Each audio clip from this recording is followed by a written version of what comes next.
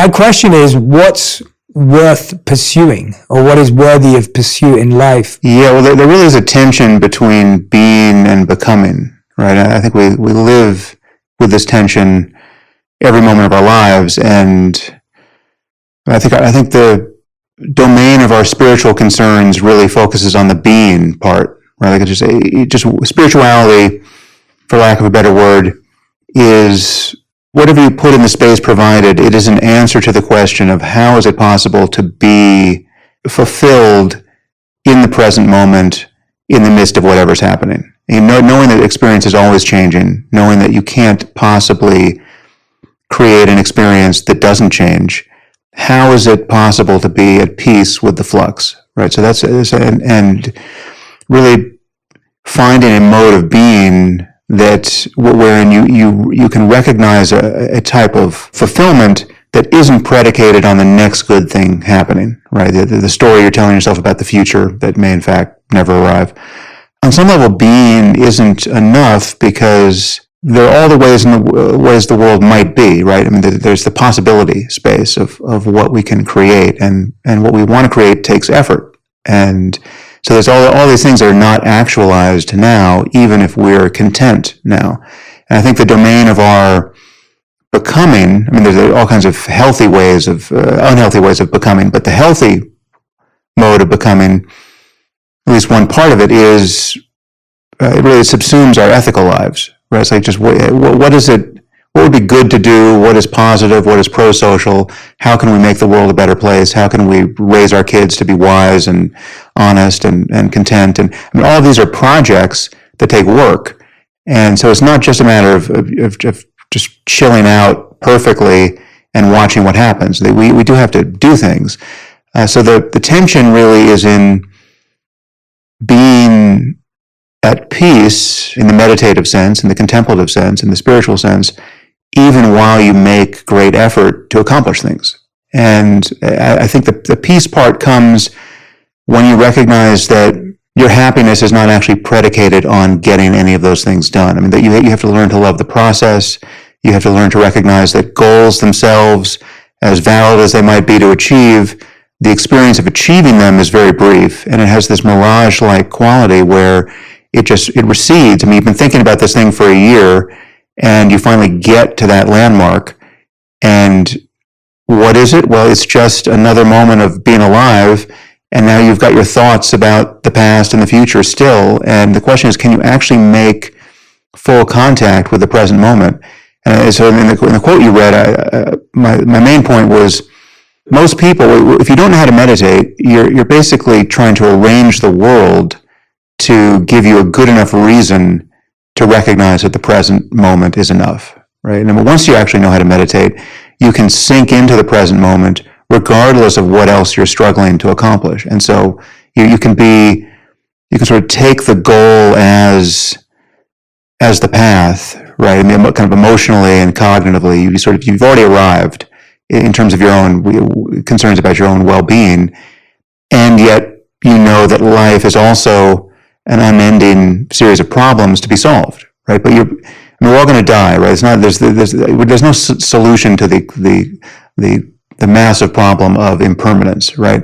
So we have to find some mode of being at peace with impermanence, and that's where the contemplative life comes in. So we're talking about pursuing peace. We're talking about pursuing this ability to navigate between, as you were saying, being at peace with where you are now, but at the same time growing and progressing and loving the process as well.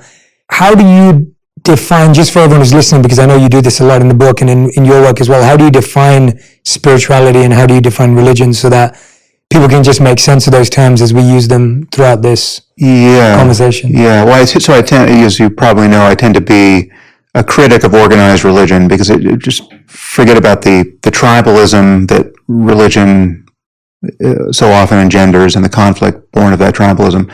I just think we need a 21st century conversation about human wisdom and human happiness, and spirituality is a word I use, although I use it somewhat in scare quotes because people have associations with it that I think are just not helpful.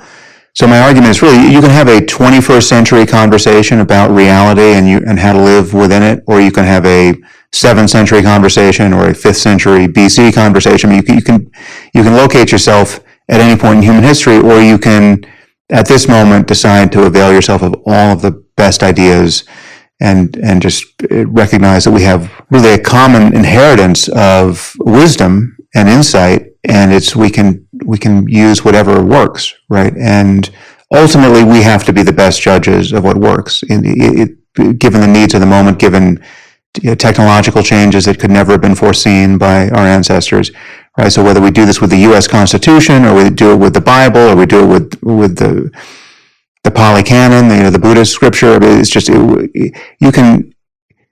There's no question that our ancestors have created documents and ways of thinking and methodologies, science being one, the contemplative practice being another, that are incredibly valuable to us. But we have to recognize that, in this moment in time, all we have is human conversation and human intuition and human insight by which to navigate. And so for the religion piece, to be dogmatically attached to a specific religion as though it were the one true way of seeing everything, that just doesn't make any sense to me at this moment. I mean, it's analogous to wanting to say that physics is a Christian phenomenon because the Christians, for the most part, were the first people to actually make real breakthroughs in physics. Well, it's just, there's no reason to speak of Christian physics or Muslim algebra, and ultimately I think there'll be no reason to speak of Christian or Buddhist or Hindu spirituality. I think we have a common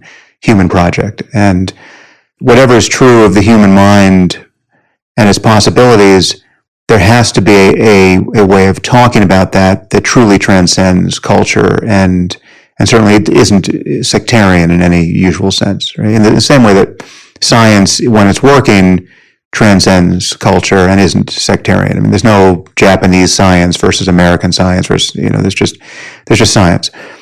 Spirituality, for better or worse, is a word that I think we still need to use because, I also talk about the contemplative life or, wisdom traditions and specific practices like meditation, but it names an approach to well-being that isn't predicated on all of the usual seeking to become happy, right? So it's not about getting wealthier, it's not about getting healthier and fitter, and those are all worthwhile projects, and they're not in conflict with spirituality. But the spiritual piece in spirituality is how is it possible to pay attention in this moment so as to not suffer unnecessarily, right? And what are the actual mechanics of our psychological suffering such that we do suffer unnecessarily so much of the time? And when you look closely at all that, it really is a matter of being lost in thought almost all of the time. And there's kind of this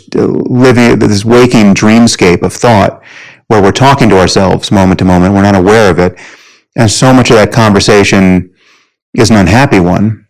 And meditation is really a way of breaking that spell and waking up from the dream of discursivity and identification with thought, such that you can recognize that consciousness, that by which everything is seen and known and experienced and felt, right? Just the qualitative character of your own being in this moment. Consciousness has certain qualities that are intrinsically peaceful and gratifying and free of problems, right? And it's really at the layer of thought that we fail to recognize all that and feel that our every waking moment is some form of emergency that has to be responded to or reacted to. Yeah, and I think the way you define spirituality and the way you talk about it, I feel like it's definitely more and more appealing today. I think it's definitely something that, as you said, we need a 21st century version of what we're pursuing and how we think about reality. And I think those conversations are happening more often and more strongly and in more important circles. I have this question because I've often thought about this. You've well documented the pitfalls of organized religion and the challenges that come with that. What do you think are the pitfalls or challenges of spirituality in the fact that we move away from something, as you said earlier, was like, this very defined, structured way of living that we've now come to look at it and gone, okay, that doesn't make sense all the time.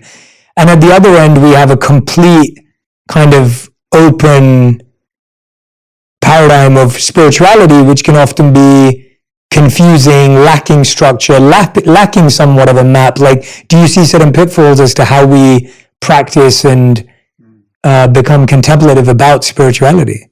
Yeah, well, so I should say that much that goes by the name of spirituality is also something that is worth being skeptical of, right? There are many beliefs that people form, and many of these are imported from religion that just can't be squared with a sophisticated scientific view of just what reality is like. You know, it's not to say we've figured everything out. I mean, we certainly haven't, but we just know that certain superstitious, magical, otherworldly beliefs are just not likely to be true. And yet the most important spiritual claims traditionally, like the fact that unconditional love is a possible state of mind, right? Or that the self, as it's normally felt and conceived, is actually illusory, right? That we're taken in by a powerful illusion of separateness, and that feeling of separateness can be inspected and ultimately penetrated and felt through and felt beyond. Those are really the babies in the bathwater of religion and spirituality that I think everyone, if they think about it long enough, wants to conserve, and those are fully supported by a modern discussion of the human mind, and even a neuroanatomical discussion of the human mind. I mean, there's no, as you know, my PhD is in neuroscience. I can tell you there's no place in the brain for an unchanging ego to be hiding, right? I mean, the sense that we have a self that is unchanging, that's carried through from moment to moment, that is the place from which we appropriate experience, that is separate from experience. That is just, granted, it's a powerful illusion for many people, but it's an illusion that can be dispelled. And once dispelled, it actually brings your experience into closer register with what we have every reason to believe neuroscientifically about just the way the mind should be based on the way the brain is. If you wander into the spiritual side of a bookstore, if you can even find a physical bookstore these days, it's been a while since I've been in one. I've been going to quite a few over Christmas, yeah. But they're few and far between at the moment. Yes, definitely. But so in that section of the bookstore, there's a lot on the shelves that is bogus or semi-bogus or filled with wishful thinking and not so interesting intellectually or ethically, frankly. But there's a lot that is truly valid, and I think we just have to become wiser curators of the totality of human conversation and the world's literature to find what is worthy of our credence at this point. And this is what we do. We do this naturally, and I think we just need to be honest that we are the ones, like when you go to an ancient text, when you go to you take your favorite spiritual or religious book, in almost all of them, there are passages that are obviously anachronistic and just not suited to a 21st century view of just how we should live, right? So there's a lot about how to sacrifice goats, in the Old Testament, and it's just, if it was ever useful, it's not especially useful now. People effortlessly ignore those passages, and that's fine. So you're performing editing on the fly, and then you find a passage in Ecclesiastes or Jesus giving the Sermon on the Mount, and the Golden Rule, and you say, okay, this is really encapsulates a lot of wisdom, and it's very hard to improve on the Golden Rule. The Golden Rule is a fantastic heuristic for just living ethically with people. So great. There's nothing we need to believe on insufficient evidence to use the Golden Rule as a great kind of navigation tool ethically.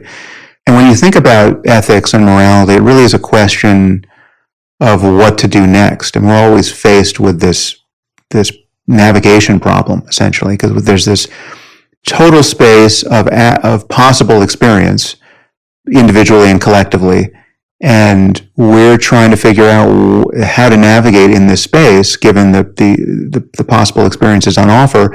And the truth is, there are horizons here which we can't see beyond. I mean, we don't know how good life could get for us individually and collectively. I mean, there's so many things that are in play now. I mean, we are living in a time where it's possible for us to change our own genomes ultimately, right? I mean, there's not many people doing that at the moment, but that is just a few short years away where we're going to be confronted with the question of, I mean, do you actually want to modify the genes that are expressed in your body and brain, and even in the germline, so we're talking about the inheritance of your future children.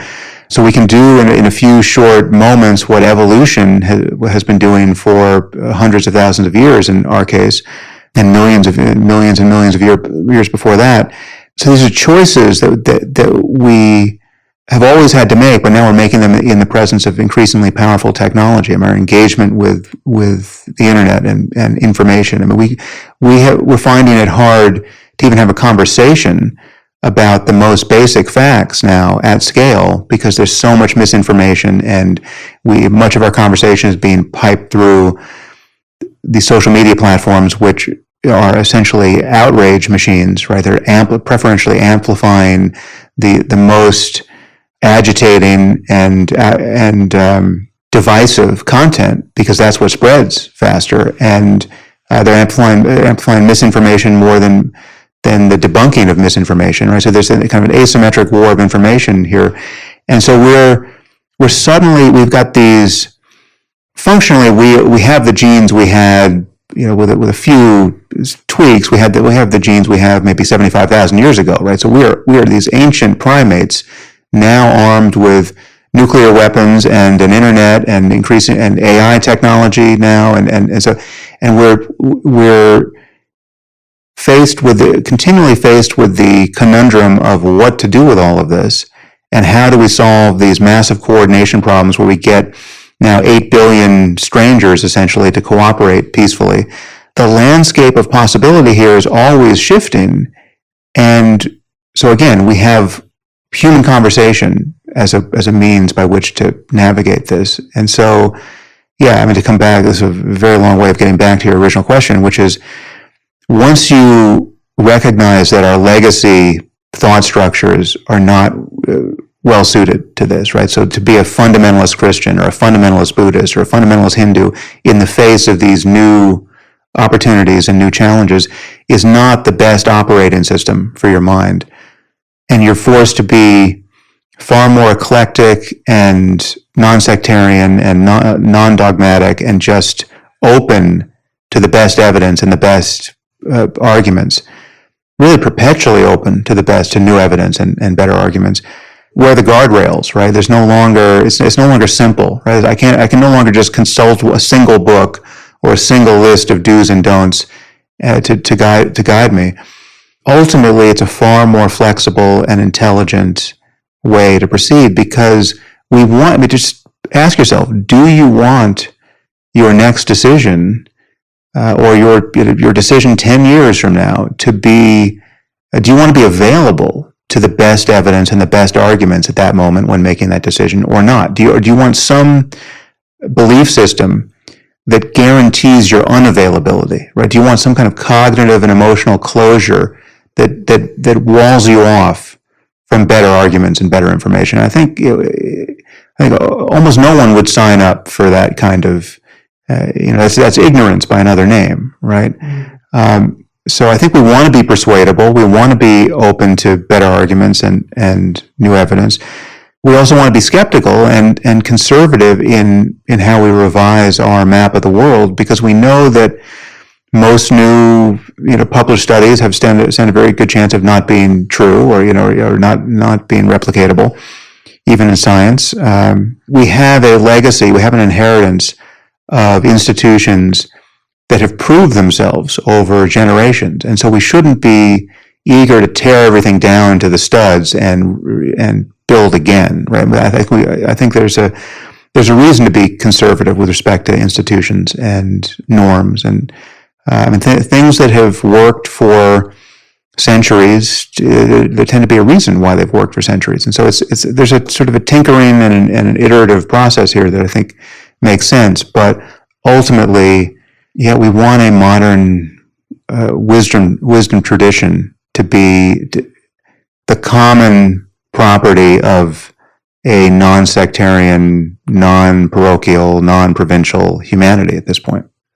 But that nicely comes back to the waking up part of your work, right? The idea that we can't create something or use something fully aligned with human values because we as humans aren't fully aligned with human values in the collective sense. And the idea that I've always felt that the reason why we should be scared of technology is because I guess we're scared of some humans.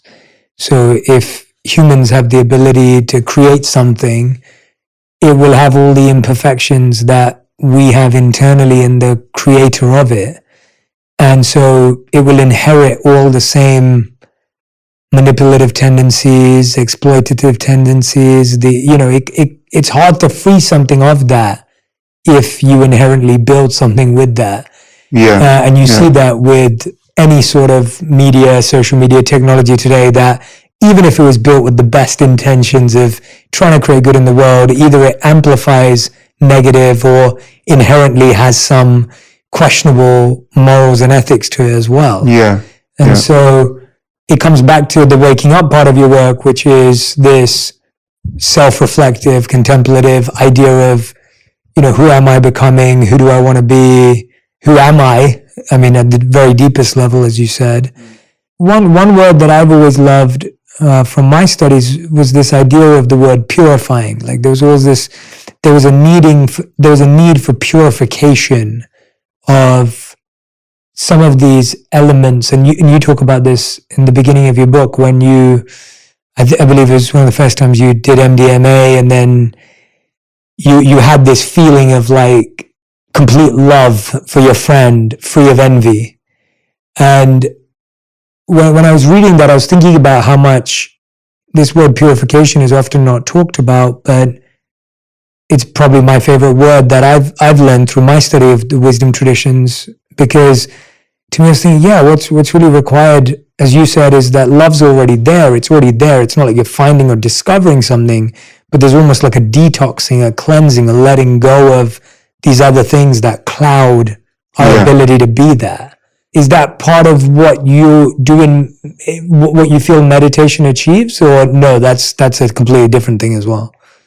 The thing you want to accomplish is already accomplished. Mm-hmm. Right? So they're dualistic and non-dual ways of conceiving the whole path of practice. And the dualistic way is very much a purification model, which is there's something that's like currently dirty, right? Yeah. And you can clean it, and it's going to take effort to clean it, right? And so and I would argue that most spiritual traditions are framed in that way. Mm-hmm. And there's definitely a place for that, but the mature approach to meditation practice is, and the one, frankly, that is just free of the stress of seeking, is to recognize that consciousness as it is, ordinary consciousness, regardless of what its current contents are, regardless of what you're currently experiencing. You could be feeling a classically negative emotion. You could have just gotten angry, right? And then you remember, oh, wait a minute, I'm supposed to be meditating. Okay, what's true now, right? And the physiology of anger hasn't even had time to dissipate yet, right? So that'll happen over, tens of seconds, right? But still, in this, if you know how to recognize, what I call over in Waking Up, consciousness without a center, in that first moment of just recognizing that you are the condition in which anger and everything else is appearing, there's already no center to that condition. There's already no ego in the middle of it, and it doesn't actually get emptier of self than that ever. And even if you have a very different experience. You take MDMA and you feel unconditional love, or you go on a long meditation retreat and you get really concentrated and you're just regularly having experiences of bliss, say. So it can be very, drug-like. All of those changes in the contents of consciousness are transitory. You take a drug and it's going to wear off. You get very concentrated and you feel bliss, but when you're watching Netflix 2 weeks later, you're not concentrated in that way, and you're doing something else with your attention, and presumably you're not going to be blissed out in the same way. So all of those changes in the contents are temporary. What's not temporary is the availability of this recognition that there's just this open condition in which everything is spontaneously appearing. Thoughts and sights and sounds and sensations and emotions and moods, and the energetics of experience is always occurring in a condition that is fundamentally mysterious, really. I mean, it's not, because if you engage it prior to concepts, I mean, there's a layer at which you can just think about it and describe it in psychological terms. There's a lot to understand, to correlating changes in our minds with changes in the brain, right? So there's a possible neuroscience of contemplative experience, and people are doing that work. But as a matter of your own experience, there's this ever-present mystery that anything is any way at all. I mean, like, you don't know what you're going to think next until the thought itself arises, right? It's just because you'd have to think it before you thought it in order to know what it is, right? So it's just, on some level, you are a witness to everything that's appearing. And in the beginning, it feels like the witness has the structure of a self, of a subject. But as you look into that more and more, that structure goes away, and there's just this condition in which everything is appearing. And and that doesn't feel like I. It doesn't feel like me. And whatever feels like I or me is yet more appearance. It can be just a pattern of energy on your face, or a contraction in the body.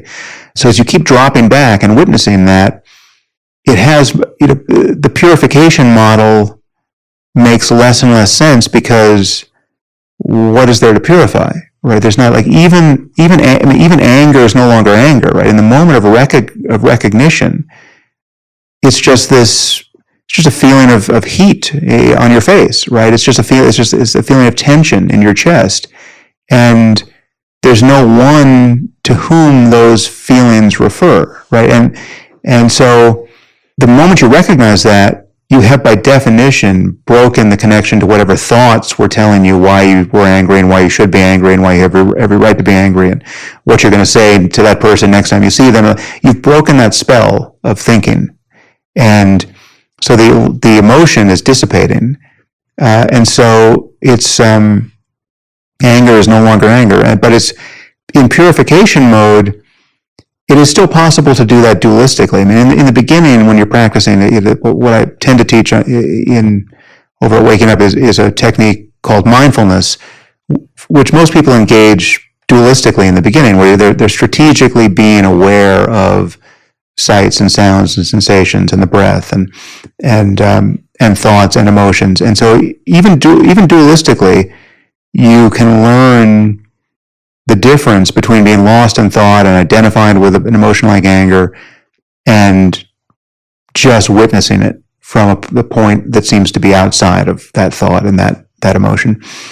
And even if it feels like a subject that's paying attention strategically to the physiology of anger or the arising and cessation of thought, that's fine. I mean, that's a starting point. That's and a necessary one for virtually everyone. And that does accomplish this de-identification from the whole process that's giving you this negative emotion. So there's a freedom even in the dualistic awareness of the flow of thought and emotion. But ultimately, and that very much has this character of purifying the mind. It's like anger is a classically negative thing to be stuck in and identified with and acting out of, and it's divisive. You're going to say the thing you regret and that for which you have to apologize for, and it's just and the normal person who doesn't know how to be mindful and doesn't know the difference between being lost in thought and not is really the mere hostage of that process. They're going to stay as angry as they're going to stay for as long as they're going to stay that way, and they're going to do all of the things that are life deranging and reputation harming they might do on the basis of that emotion for as long as they're going to do those things, and then they're going to have all the reaction to what they did and said, and that's the complication of life born of that one moment where you got angry. Even dualistic mindfulness gives you a degree of freedom that most people don't have, and it is a kind of superpower to be able to say, oh, well, I just got angry. How long do I want to stay angry for? For me, an emotion like anger or fear is useful insofar as it is a salience cue. It's telling you that something just happened that's worth paying attention to, right? Somebody just walked into the room who, doesn't have your well-being at heart, right? I mean, they've got some intention that is in conflict with something that you were trying to accomplish, say, or it's telling, at minimum, it's telling you something about yourself and about your own priorities and about what you were trying to do in the world, and for better or worse. So it's worth paying attention to, but it's almost never the state of mind you want to be in to then solve the problem you just noticed. So I'm not saying that the goal is to be completely without any capacity for anger or fear or any of these emotions, but I do think psychological health and just the health of one's relationships and just the whole project of living wisely in the world is more and more the result of being able to get off, to unhook from that negative emotion more and more quickly. I mean, I think you want to stay angry and fearful and even sad for much shorter periods of time. Absolutely, yeah. And then then there's just more to recognize about the circumstance. It gives you a degree of freedom by which to navigate. Yeah, no, I fully agree with that. I've whenever I get asked that question, which I'm sure you get asked a lot, it's like, well, don't you ever get angry, or don't you ever, get upset or sad? And what you just said has always been my response, that I still feel anger, I still feel sadness, I still feel envy. I still and always believe I always will feel all of these things, just for less and less time. Yeah. And that I don't think I'll ever get to zero, just as you could never run a mile in 0 seconds. I won't ever get to a point where I'm able to deal with it in 0 seconds. It's just not going to be possible. Right. Because it needs to live. I think there are more impersonal and ethically necessary modes for these emotions that I don't think we want to get rid of. I mean, I think outrage, moral outrage, has its place, and it is the basis from which we would react to grave injustice in the world. But it doesn't have to be.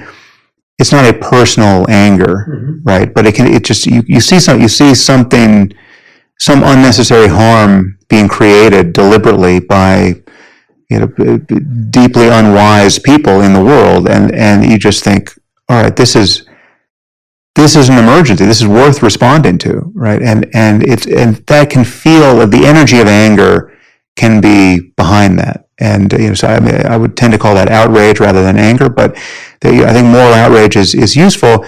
But it's just the question is, when does it tip over into personal psychological suffering that actually diminishes your capacity to do something useful? And that's the line that I think we want to be more aware of. Yeah, let's use that as an example and take it through that process, because I think that's exactly it. Like, I was going to bring that up earlier, the idea that just as the outrage or the emotional experience can stop us from being practical, so too, not to go down this road again, but so too can the skeptical. Like, if you can be overly skeptical and overly analytical and never practically apply anything, because you can constantly find flaws in pretty much most ideas in the world if you keep looking for them. Yeah. So let's take the outrage idea. Like, what does someone do? They feel that outrage, the moral outrage, where they feel pain for the suffering of another. Where do you go from there through your process? Like, what's step 2, 3, 4? Well, I think it's important to be, again, cautious and skeptical of one's own emotional hijacking, right? So it's like you want to know that this isn't a personal, petty, egocentric reaction, and it actually is born of what it purports to be, a compassionate engagement with the world. Like, you actually want the best for other people, perhaps including yourself, but also, I mean, it's like we're all on the same team. That's the mode that you're in, and so it's not an expression of your own greed and narcissism and kind of a self-focused and divisive emotion. But it probably will start at that, right? Well, I think it can have something of that character, in that it can have the character of contraction. I mean, outrage feels like anger. It's like it is the same thing that would get you to raise your voice if you were angry, right? It's like you're going to raise your voice, if you're going to raise your voice in defense of humanity, right? Well, you're still raising your voice, right? And so it's just that there's energy behind it, and I think that energy at times is necessary. Or to take it another somewhat adjacent situation, but analogous. It's like, if you're in a situation in which you have to defend yourself from actual physical violence, or defend someone close to you. Someone's attacked you and your child. So what should you do? They're just going to lie down and offer yourself up as a human sacrifice? No, I think pacifism is not actually morally the wisest position, ethically. So I think the energy that will allow you to violently defend yourself against an aggressor should be available, right? But the question is, it's not necessarily anger, but it could look a lot like anger and feel a lot like anger. It's certainly not necessarily hatred. And here I would ask you to consider how you would feel like, defending yourself against a person. You think of somebody, there's some malicious psychopath who's broken into your house and is now wanting to harm you and your family because that's what he likes to do, right?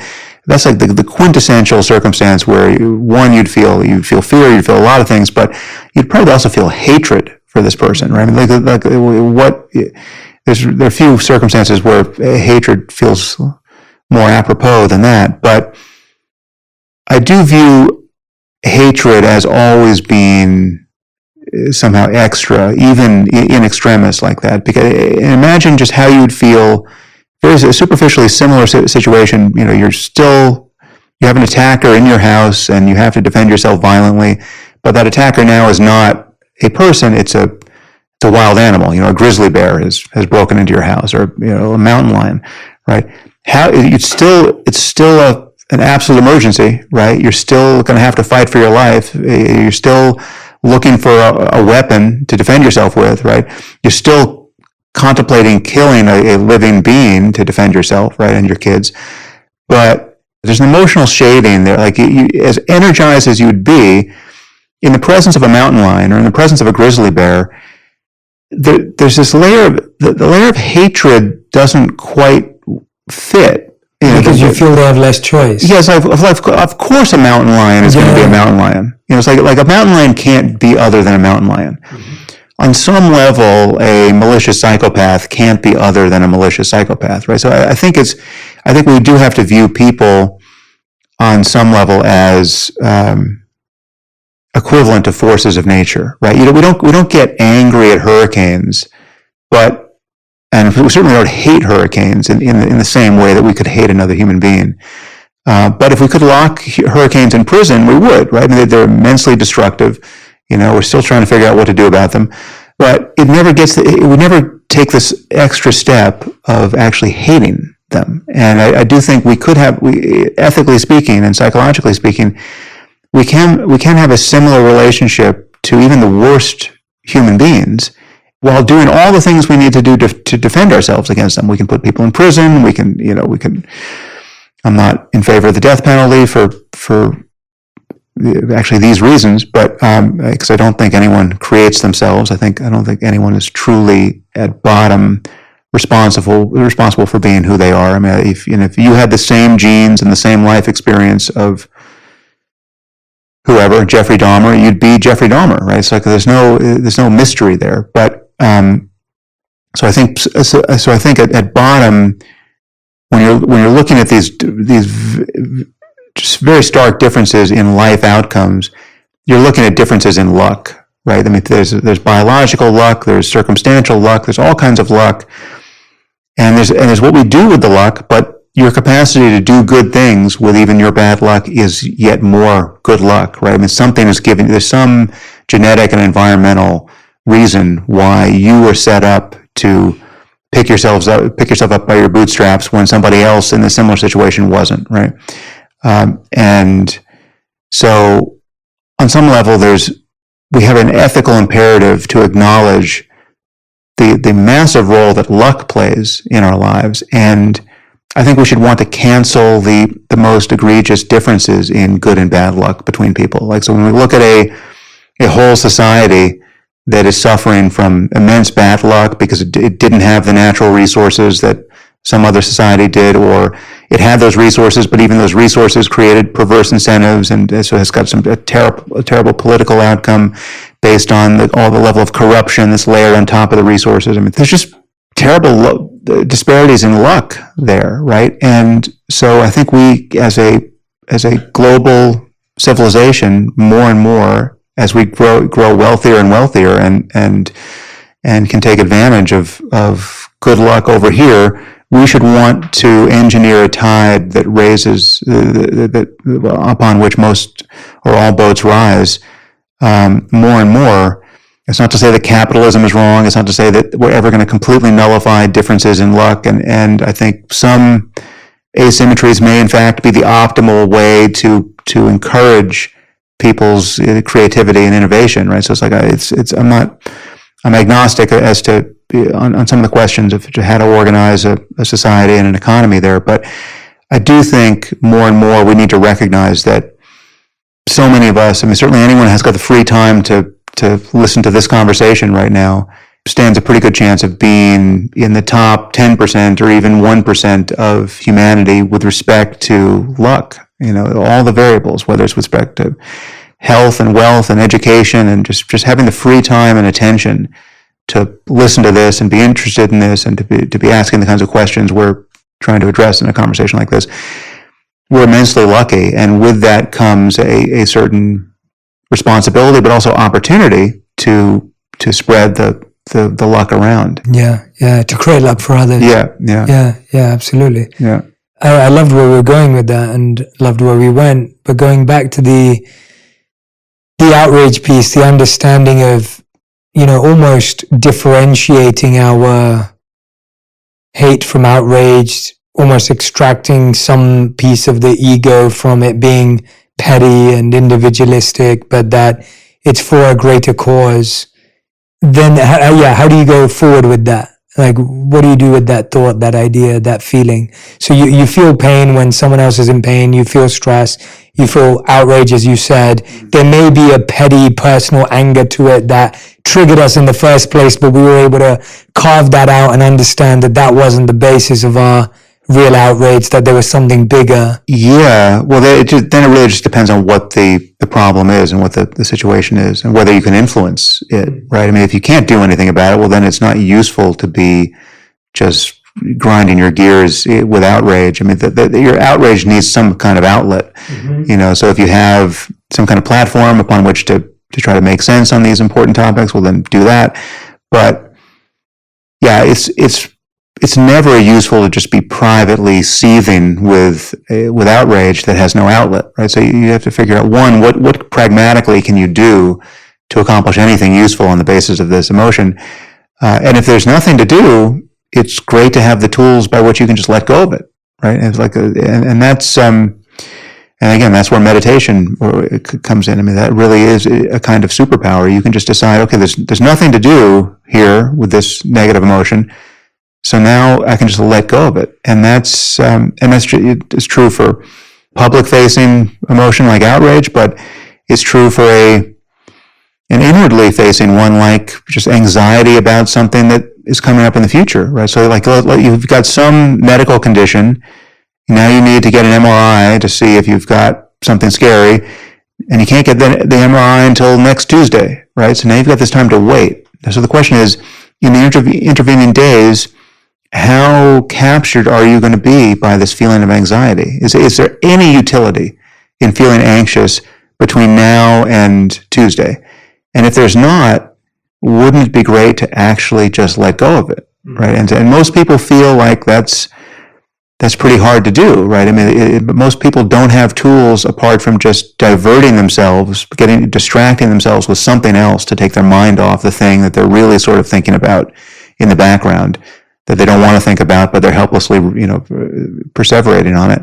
But as far as acting in the world so as to make the world a better place, I think, based on outrage or some other emotion, I'm impressed more and more by how much that's a story of changing incentives at the system level more than it is a story of getting individuals to improve themselves. I think individuals should want to improve themselves, and I want to improve myself, and insofar as I can share wisdom about how to do that, I do that, more or less full time. But there's another level of analysis and another level of discussion that needs to be applied to the systems in which we're all functioning, and we need to recognize that in so many places we have systems of incentives that are aligned so as to make it actually hard to be a good person, right? Like you need to be some kind of moral hero to be truly ethical, given how the system is tuned.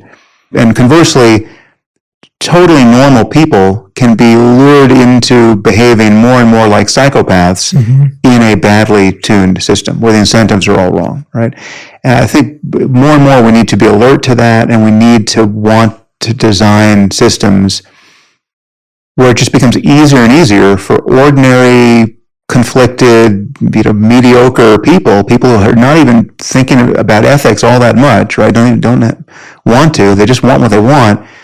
It's easier for them to behave more and more like saints because the incentives are aligned to that way. To take a example that's recently top of mind, so like we have the problem of climate change.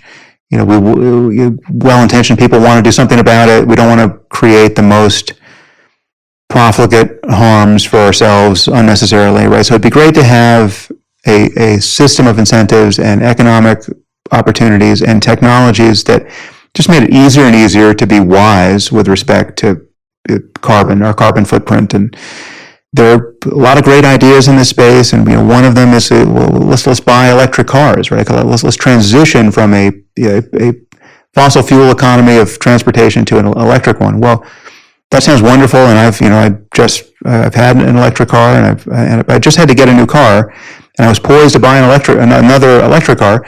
But then I hear on Joe Rogan's podcast from this guy who's just published a book. It's coming out. Forgive me, I've forgotten his name. I think it's Sriram Krishnan, but I could have that wrong. But he has a book coming out called Cobalt Red.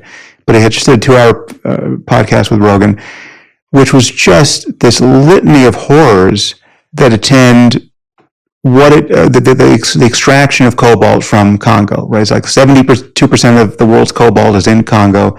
We use cobalt in all of our batteries. Basically, our supply chain for cobalt is on top of just slave labor and child labor and just kids getting buried alive. I mean, it was just as bad as you could imagine. And so here we have a system where we all want to buy the next electric car because this is a good thing. This was the virtuous thing to do, but now we find out that the batteries are soaked in blood. There's no good option, right? And now we have to pretend that we didn't hear that podcast, or the people designing the batteries are pretending they don't know where the cobalt comes from. And there's we need to figure out. I mean, this itself, it should be a simple problem to solve, and it's probably a few percentage points of profit margin that would make the extraction of cobalt an ethically defensible practice, right? And there's probably some cobalt-free technology that we could design in the future. But it's just to get these things right really matters. And if you don't get them right, you've got people who are deeply conflicted about what they're doing, or just not completely unaware of what they're doing, and creating these massive negative externalities that they might not even know about. I was 24 hours from buying another EV, right? So it's not that my loan purchase or not of a single car is going to matter that much in the scheme of things. But it's like I would have, had I not heard this particular episode of Joe's podcast, I would have bought that EV thinking I was doing an unimpeachably virtuous thing, right? And now I have a much more conflicted decision to make around, what's the right car to drive in light of my climate change concerns.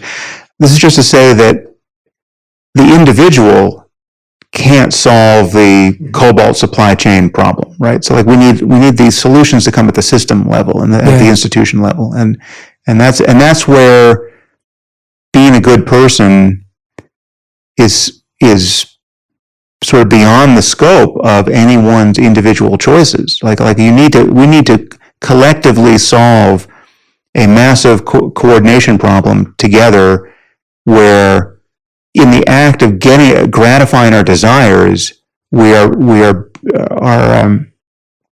creating less and less harm and doing more and more good, more or less effortlessly. And that really is. You can have people who are just not thinking about purifying anything, behaving in really impeccable ways, given good incentives, and that's so more and more I'm thinking about that. Yeah, I love that you're thinking about that, and I think it's an idea to put forward, though, is that it's also that the people that are setting up the institutions and the systems are also individuals. So it's like a vicious cycle. It's like the leaders at the top, the people who have made all these decisions to go out and, take all this cobalt and make sure that it was picked by child slaves or child labor or whatever it may be. I haven't listened to the podcast, so I don't have the context. But someone made that decision, and some system never thought to correct that because that was led by some people. So I agree with you, but I think it's both. It's like, I think even where systems have been made tight, you still see people trying to find a loophole. I mean, that's how the human mind is set up. And so you've got the loophole mindset of like, okay, well, let me find a way to exploit this or manipulate this towards my benefit anyway. Right. And so you've got both. I think both are important. I think, if you were the decision maker, if you were building EVs, you would be able to make that system in your company and you'd set it up, but that would come back to you. Yeah. Right? Like if we taxed carbon instead of taxing income, say, I don't know how that works out in terms of the balance sheet, but something like that. So we're using a tax to disincentivize something we want to disincentivize, pollution, and we're not penalizing something that's intrinsically good, just creating value and being paid for that value, which is what income in the best case is coming from. So there's that, and then all of a sudden people would, all right, if it's costing me money to be polluting, well then I'm going to figure out how to not do that, and that's just going to be our interests are going to be aligned there, right? So, and so there's probably 100 or 1,000 cases like that. But where I was going was I've been thinking a lot about what has come to be called the effective altruism movement. I mean, just how to do good more reliably, more systematically. Many of us have been disillusioned with how philanthropy has been done traditionally. It's like there's a distinction between, this actually comes back to some of what we've been talking about with the difference between being led by one's emotions and actually understanding what the outcomes are in the world that one is accomplishing. When you're trying to do good in the world, let's say you're giving to a children's hospital, say, I mean, that just seems an intrinsically good thing to do.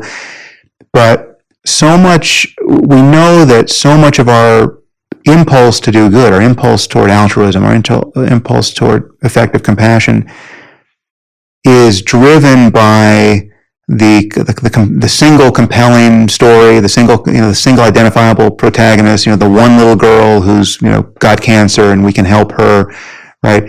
And that we sort of go to sleep when we're told statistics, right? So like we perversely we care more about the one little girl than we care about the tens of thousands of little girls just like her, maybe even the tens of thousands of little girls including her, right? It's like you can run psychological experiments where you show people one little girl and you ask them how much they're inclined to help and how much money they give the maximum amount, under those conditions. If you show them the same little girl and you layer on a story of just how many other girls there are like her, the people's compassion impulse reliably diminishes, right? So this is clearly a moral bug of our operating system. So we know that the good feels we get from giving are separable from the actual effects of our giving in the world. So anyway, I've thought more about this, and I've brought on various moral philosophers to speak about this but both on the app and on my podcast. And one change I made in response to one of these conversations was I just decided that Waking Up as a company would give a minimum of 10% of its profits to the most effective charities each year. And I personally would give a minimum of 10% of my pre-tax income to charity each year.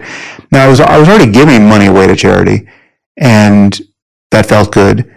But once I decided, all right, here's the formula, I have to give this minimum amount. This minimum amount is already allocated to these ends. And what's more, these ends have to be not just charities and causes that I feel really personally engaged by, or just things that I want to support, like, I want to give money to a college or a symphony, or it's like something that I see somebody's GoFundMe page and it tugs at my heartstrings. I want to give money to that. No, that's all separate. Here's 10% that's going to charities that I, in the kind of sober, rational analysis, have decided are going to do the most good, irrespective of how I feel about these things. Because there are certain causes that I just don't find especially sexy. That just not, like I just can't. I have to continually rethink my interest in them. Mm-hmm. But they are objectively, if you want to save a life, per unit, per dollar put into the system, this is the best use of your dollars, right? So one has been, malaria mitigation in sub-Saharan Africa, just malarial bed nets, right? Like I just can't get too excited about handing out bed nets, right? But that's something that's worth supporting. So I just decided that, okay, GiveWell.org has run this analysis. They're a great source of information about effective charities. Here are their top 10 charities. Whether I find these sexy or not, I know I can outsource the cognitive labor to these people because I've spoken to them enough. I've analyzed what they've done. They're doing enough. This is their full-time job. All right, until I hear otherwise, I'm going to take their advice. It doesn't matter how I feel about these charities, right? I'm going to get my good feels elsewhere. But what's happened is, once I decided that I'm going to give this amount of money to charity each year, and it's happening by default, whether I'm thinking about it or not, whether I'm gratified by it or not, a very interesting thing flipped. One is, when I confront all these other opportunities to give money away that are tugging on my heartstrings, they almost show up as a kind of guilty pleasure. Like I literally have had the feeling of giving money to a children's hospital or giving money to somebody's GoFundMe page, and it's almost leveraging the same greedy circuits in the brain as you'd get if you're like opening a catalog and you want everything on both pages. It's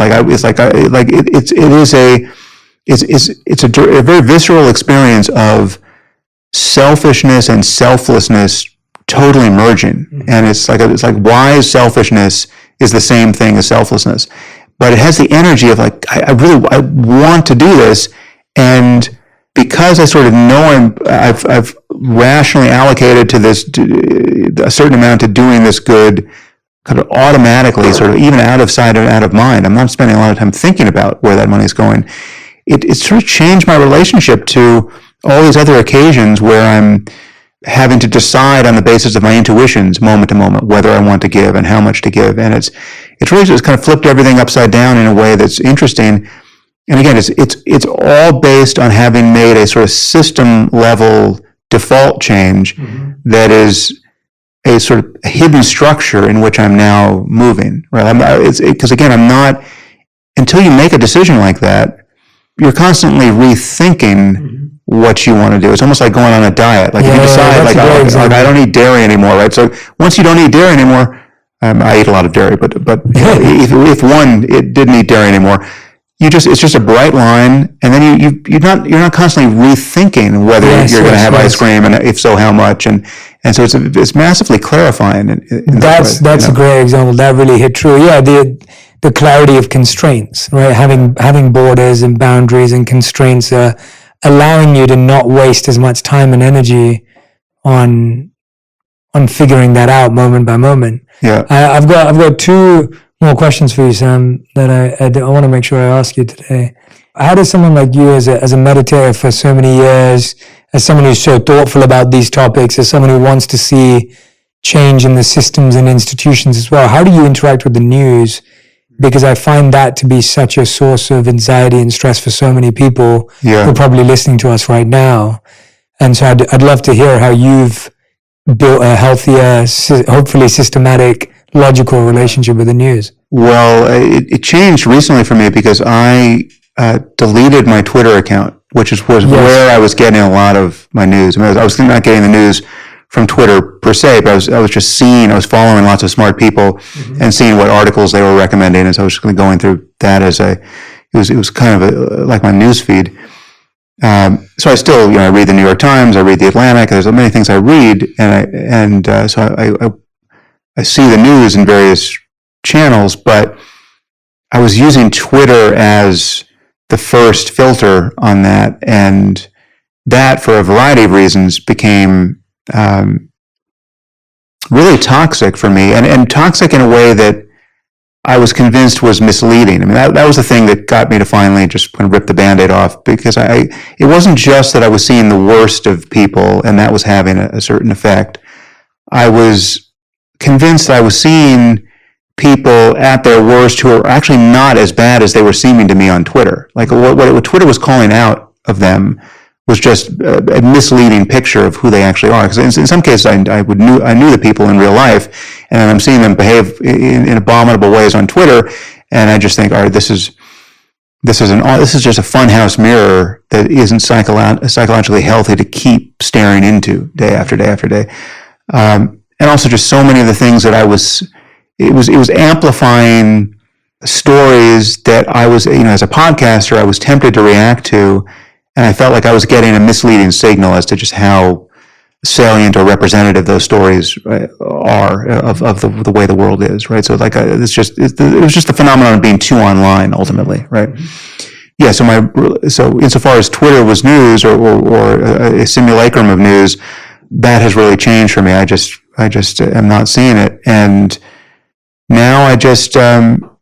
I have a few sources of news that I go to as more or less reflexively, but again, it's more and more I'm asking the question, what do I want my moment to moment life to be like, and who do I want to be at the end of the day when I'm hanging out with my wife and kids, right? And what are the consequences of having spent my attentional budget over the previous hours in one way versus another? And I mean, Twitter, for me, honestly, was a big change, because it was like getting out of an unhealthy relationship. I mean, I was just, for all my talk about meditation and being able to unhook from anger and other states, I mean, I could unhook and I could let go of negative emotion and et cetera. I mean, it's not that the tools don't work, but I was spending a lot of time looking into this very deranging space, and it's not deranging for everybody, but for me, because what's unique about my job or my approach to my job is that, I criticize the right and left politically, a lot, and with sort of equal ferocity, and so I'm not tribally aligned with anyone, and I get a lot of pain from both sides, and it's a lot of it's not honest pain. It's not like honest criticism of views I actually hold. It's like lots of lying about views that I don't hold, and it's just misrepresentations, and people take clips out of context, and I mean people cut together clips of my podcast where I am seeming to say the opposite of what I in fact said in context, and they release those, and people with big platforms retweet them. So it was a pervasive experience for me of seeing myself lied about, and then wondering whether there's anything I should do about that, right? And so it was this very sticky invitation to getting sucked in, because okay, that's not what I said, that's not what I meant. Now I'm seeing the evidence of lots of people being misled by this misrepresentation, and it bothers me, and I'm pretty sure it should bother me, because this is not the outcome I want, right? And this is not why I have a podcast, and it's not why I went on that other person's podcast. And so there's some burden on me to try to clarify the misunderstanding. And I was continually getting sucked into the illusion that clarification was possible, right? So I would try, because I really wanted to use Twitter as a channel of communication. It was the only social media platform I ever used. I never used Facebook, I have Facebook and Instagram accounts, but those are just marketing, channels for my team. I'm never on those. So I was on Twitter. It really was me. And I was, as much as I could step away from it because it seemed unhealthy for a time, I kept seeing the evidence of confusion and misrepresentation. I thought, I'm just going to try again to clarify things, right? And that was such an unrewarding experience that it was creating a residue of despair and contempt. I mean, I just felt polluted by. I just felt like I had met like all the psychopaths in the world on a daily basis. Like there can't be as many psychopaths in the world as I seemed to be meeting online. As much as I could step away from it and just and put it down, I kept picking it up again. And so I just thought, this is crazy. So I just ripped it off.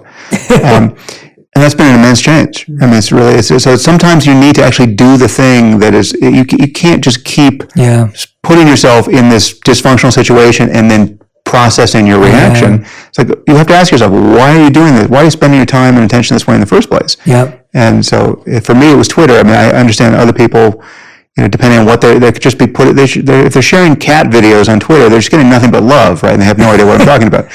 But trust me, it's possible to have a truly lousy experience on Twitter. Yeah. What, if anything, would bring you back? Because I love what you're saying there, that, if you're doing the same thing, it's giving you the same result. You've tried a new thing with it, it's giving you the same result.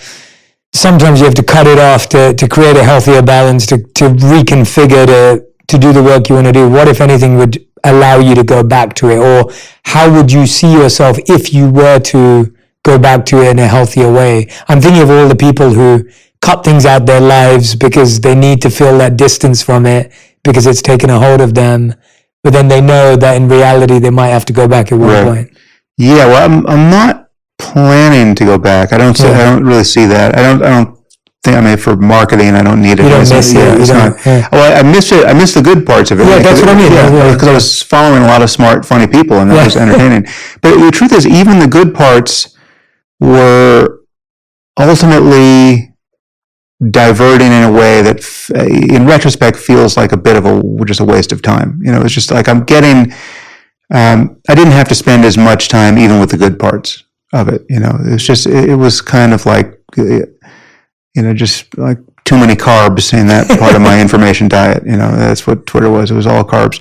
I mean, if I went back, I would probably use it much more like I use or don't even use my other social media channels. I would just use it as I would have someone post for me, or I would post without ever looking at what's coming back at me. And there are people who get a lot of negative stuff coming back at them and they just never see it because they just never look. And that's, I could have been one of those people, and I was that sort of person for, some periods of time, but I just kept getting lured by by the promise of clarifying confusion, because here the person just says something to me and I can say something back, why not, and for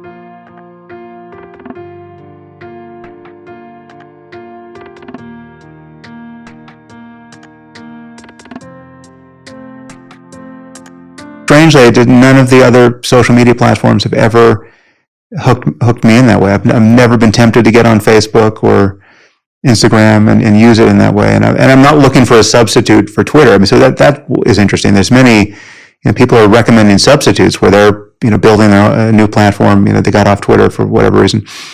But it's not. I'm just not tempted to fill that Twitter-shaped hole in my life with anything else. So it's good. I love that. All right, and then one last question before we dive into the final five is, we spoke about this right at the beginning, and you mentioned the problem, the impermanence problem. Like, how do you see yourself thinking about or meditating on or preparing for death or the impermanence of life? Like, how does that come into your consciousness? Well, there are really two sides to it. I mean, there's your own death, and then there's the deaths of everyone you care about, and those are really different problems in a way. And it's So when I think of the experience of having those close to me die, that's it's already happened. I've gone through that in the cases of certain people, and if I'm lucky enough to live a long time, well, then it's gonna happen. I'm sure many times again. And I mean, it's a fundamentally mysterious thing. I mean, the fact that we drop out the bottom of this place is just it's truly imponderable. And yet I know that it's possible to be happy in the absence of everyone. Right. I mean, there's some paradoxes here. Like, you and I are having this conversation now. Basically, like, everyone we love is not here. Mm-hmm. Like, you and I just met. So it's like, we're just getting to know each other. Mm-hmm. My mom's not here. My wife's not here. My kids are not here. You've got your list of people you love who are not here. It's okay to not be with the people we love. So we know that, right? And to take the other side, like what it's like to personally die. Say, we go to sleep each night, and it's not only is it okay to completely relinquish our hold on this world. I mean, we yearn for it. Like, if you've got insomnia, if you can't fall asleep, that becomes a problem. You're desperate to lose your seeing and hearing and smelling and tasting and touching and thinking. You just want to completely get zeroed out every night. And that's, if nothing happens after death, I mean, we can leave aside the possibility that death is in some sense an illusion. But if you really just get a dial tone after you die, right? Really, there's just nothing. It's somewhat analogous to sleep. I mean, it's like the lights go out, right? Every night we do that, and we do it happily, and there's no, I guess some people have sleep issues where they're afraid to fall asleep, but that's certainly not the common case, right? And so, to the contrary, we yearn for it. So it is somewhat paradoxical that these, like the worst thing about life, the thing that people are terrified to experience themselves, and they're terrified to experience in the case of losing the people they love, we, in the most routine way, we have really analogous experiences that are fine. Right, so like you're fine alone in a room, and you're fine to go to sleep, and there's a bit of death in both of these things, because everyone you love really is absent, and when you fall asleep, you really forget everything about your life in this world, until you start dreaming, and then you're completely confused about your life in some other circumstance, unless it's a lucid dream. Which is to say that it's possible to be okay, ultimately, even with the reality of death from either side. I mean, I'm certainly expecting to grieve with the next time someone close to me dies. I'm not expecting, of course, but that is I understand that as an expression of love. First of all, ask yourself if you'd even want to be without the experience of grief. I mean, you ask yourself, for instance, what you would want to do in the event that we had designed a perfect cure for grief, right? Like, let's say a pill, like the perfect. It's not an antidepressant, but it's an anti-sadness pill. And that's not conceptually incoherent. I mean, we might one day have that pill. It might be a pill that you would compassionately want. Like, there are people who are suffering some just intractable, unendurable bereavement that just never lifts, and they're just they can't get their life back together, and you'd want to give that pill to that person. But the question is, how soon would you want to take that pill? And would you want to take that pill 15 minutes after your closest connection in this life died? It's like the body is still warm, and would you be popping this pill? I don't think so. I mean, there's something like, how carefree do you want to feel in the immediate aftermath of a person you love dying? You want it. You want the gravity of that to land. You want to feel that loss, because that's, in some sense, the only appropriate register of what they meant to you, and just and the life you live together, right? It's like, so if you pop the grief pill and then you're just thinking, okay, what's on Netflix, right? That would be a kind of a desecration of all that you had shared with this person. So I don't know. It's a very interesting question where you would, because I think ultimately you would want to be able to give that pill to someone whose life had become completely derailed by grief. But where's the line? I mean, that's an interesting question. Yeah, that's a great answer. Yeah. All right, so we end every episode with a final 5, which have to be answered in 1 sentence maximum each one. It's a challenge for me. So this is a challenge for you, for sure. I'm excited to hear some of your answers. The 5th question, which we've asked to every guest on the show, is perfectly designed for you after today's conversation. So, and I just want to say on camera, we just cut because the cameras were getting reset because we've been taping for so long. But I was just saying that the conversation I've had with Sam today has been so different from the one I thought I'd have with him after reading his book. And that to me is the sign of a good conversation, because it was true curiosity, mystery, and creation in the moment and presence in the moment from both of us. So nice. I love that. Question number 1, what is the best meditation advice you've ever heard, received, or given? You are not this next thought. Second question is, what is the worst meditation advice you've ever heard, received, or given?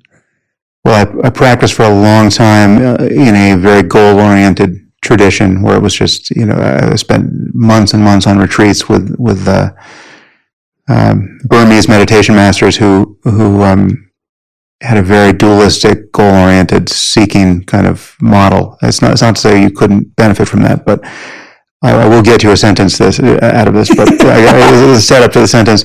The primary analogy being used was you're kind of rubbing 2 sticks to get fire, and the moment you stop, they cool off, right? So so whatever the sentence is, it's just like meditation is like rubbing 2 sticks together to get fire. You have to continuously do it, and the moment you break, you're back to zero. Right? You've made no progress. Yeah. Wow, that's a painful one. That's really painful advice. Yeah. Okay, question number 3. What's the biggest lesson you learned in the last 12 months? Honestly, it's humbling to admit it, but it really was getting off Twitter. Just the recognition that the whole kind of superset of preoccupation here was not worth it and not healthy. Even the good stuff, I mean, just every side of this diabolical jewel was sort of ugly when I really looked at it. And so that was it. Great. Question number 4. What's something you think people value highly, but you don't value anymore? Identity. In what sense? I mean, it really in every sense. I mean, just tribal identity, your religious identity, your ethnic identity, I don't even think you need to identify with the face you see in the mirror each day. Right? So how much less should you have to identify with people who just superficially resemble you in any way? So, but even just the identity of feeling like it's in my career or in any mode in which I'm showing up in the world, it's less in like who I feel I am.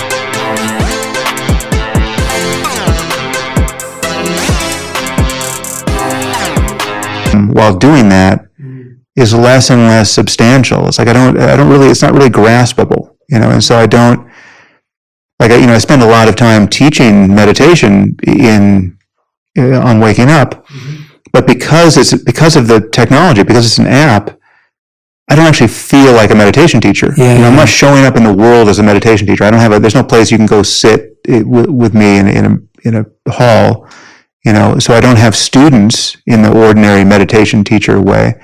But the reality is that through waking up, it seems strange to say it, but I could be teaching non-dual mindfulness to more people than anyone on earth at this moment. I mean, it's really quite crazy how it has scaled. But yet I never think of myself in that role. So like the role-based identity, I'm a writer. I've got a bunch of books, but I don't really think of myself as a writer as much as I used to. I mean, there's just I just don't feel like there's anything that any way in which I would label what I'm doing. The label really does feel like it's barely adhesive to the project. It's just it's there just for the utility of just summarizing, just like, what do you put on this form? What's your occupation, right? But it's like, it just doesn't get at what I'm actually doing, and it doesn't get at how I see myself. So the identity is something that, people think, yes, I'm sure there's some stage in life where you want a healthy identity. Like I've got 2 daughters. I want them to have healthy identities. I want them to have healthy egos. But ultimately, it's not about being someone in any kind of sense that feels, it's like, identity feels like a fist, and I really want an open hand in life. And so it's not that I never make a fist, but it's like you want to relax that as soon as you notice it.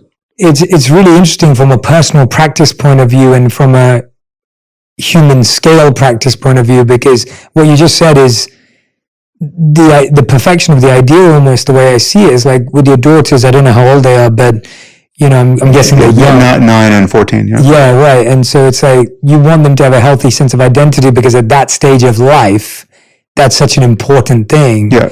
And it's almost like the evolution of the idea is like, well, there's a stage of life where that isn't, the directive thing. And I think that's what's so hard, because you find everyone who's listening, watching, experiencing life at such different levels. And it's almost like someone being able to, it's the same as what I was saying earlier with the identity from a systematic point of view. It's like some people, that's where they are. That's just where they are, where their identity is what gives their life meaning. Yeah. And then you see as someone's, so it's fascinating to me how at different stages of life, identity can mean different things. And so it's really, the emotion of pride really crystallizes it for me. It's like for my daughters, it's totally appropriate for them to feel pride. I want them to feel pride in the right moments. And I feel proud. It's not quite the right framing, but something like pride for them. It's like I want to play that healthy pride game with them. But I don't feel pride in my life at all. Like pride just does not map. I doesn't have the right shape to map on to my sense of what it is to be a person. Really, it's like I'm not responsible for any of my gifts, such as they are. It's like I'm. Again, it comes back to luck in so many ways, and what you do with that luck. But again, even the doing with the luck is more good luck. So I just feel immensely grateful for everything that has gone well in my life. And it's just, my gratitude is overwhelmingly my primary positive emotion now. It's just, I have so much to be grateful for. And pride just does not fit. It's a puzzle piece that you maybe once fit, and maybe, granted, if you're a kid, yes.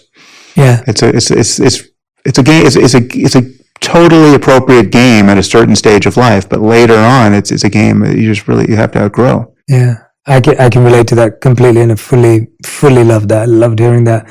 Fifth and final question: if you could create one law, this is the one that I said we've asked to every guest, but I feel like it's perfectly designed for you.